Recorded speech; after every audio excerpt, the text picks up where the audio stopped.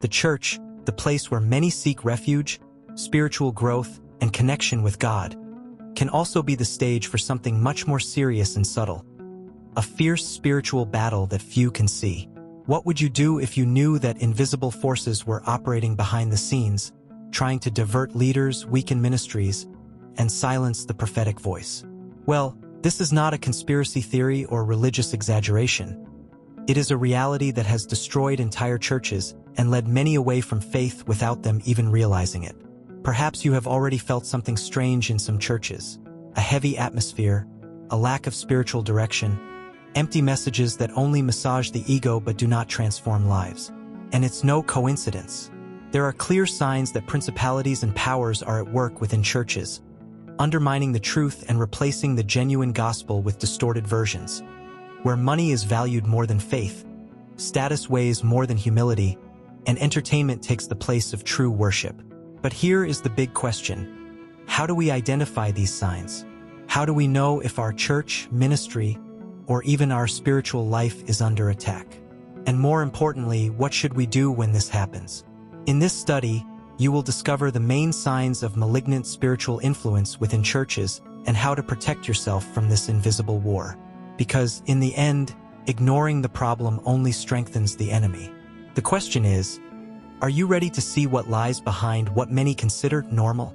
Spirituality is not something abstract or distant, but a living force that permeates every aspect of human existence. Pastor Tanya Teresa brings forth teachings that challenge the superficiality of modern faith and invite believers to a deeper understanding of the spiritual battles we face. She emphasizes that the invisible world is as real as the physical, and without discernment, many end up falling into subtle traps. After all, how can one navigate a battlefield without knowing the weapons being used against them?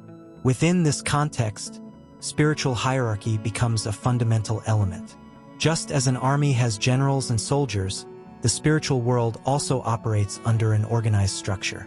There are forces working against God's purpose, and ignoring them does not make them non-existent. The question is not whether we are involved in a spiritual war, but whether we are prepared to face it. Knowledge of the Word and a life of prayer are the first layers of this protection, but there is much more to be explored. A practical example of this is how many churches treat spiritual challenges as mere emotional or psychological problems.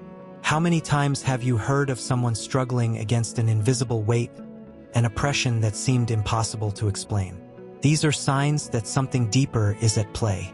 And this is precisely why we need to understand spiritual warfare in its entirety. If we do not recognize the signs, how can we protect ourselves? But there is something even more concerning. These influences do not act only on an individual level but also within larger structures. Since biblical times, humanity has been involved in an invisible battle, where spiritual forces influence the world in ways many cannot even imagine. The Apostle Paul warned us about the existence of principalities and powers, spiritual entities that operate under a well-defined hierarchy.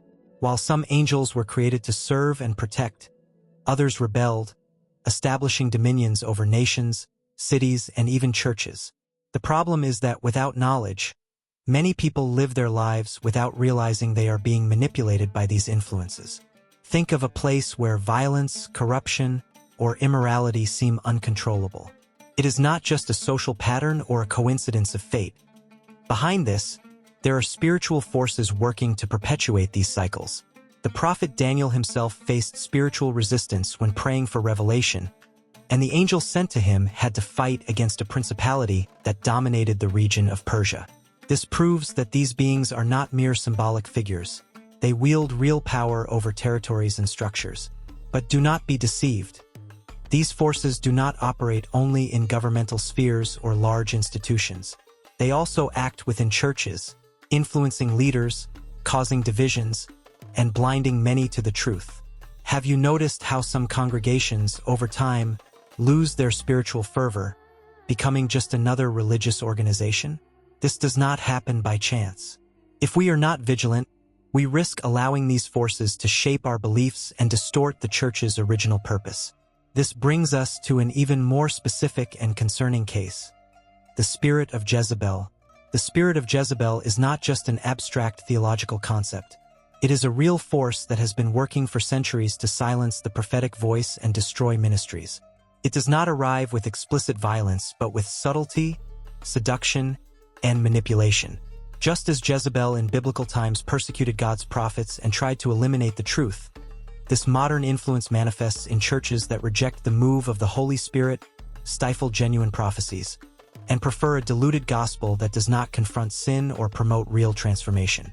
Have you noticed how in many churches the word is preached in a superficial way, without confrontation or depth?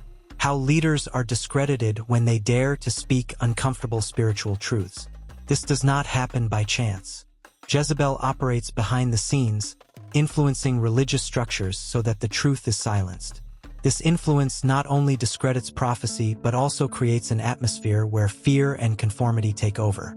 Pastors feel pressured to preach what pleases the ears instead of what transforms lives. And the most frightening thing?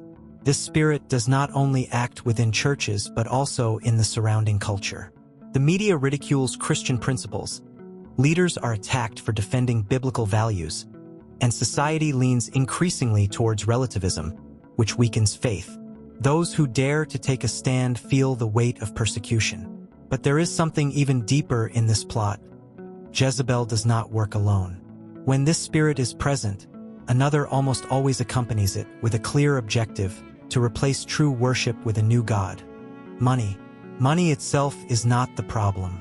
The real danger lies in the love of money, the obsession with status, and the belief that spiritual success can be measured by material possessions.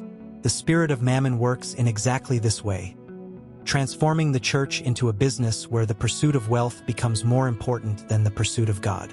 It seduces leaders and congregations, making earthly prosperity seem like the ultimate goal of faith when it should merely be a reflection of obedience to God.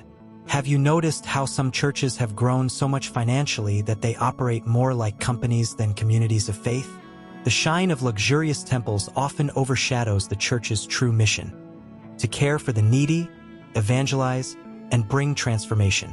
This does not mean that the church should not manage its resources well, but when mammon takes control, the focus shifts. Pastors start charging exorbitant fees to preach, events become mere fundraising mechanisms, and generosity disappears. After all, now everyone must fight for their own success.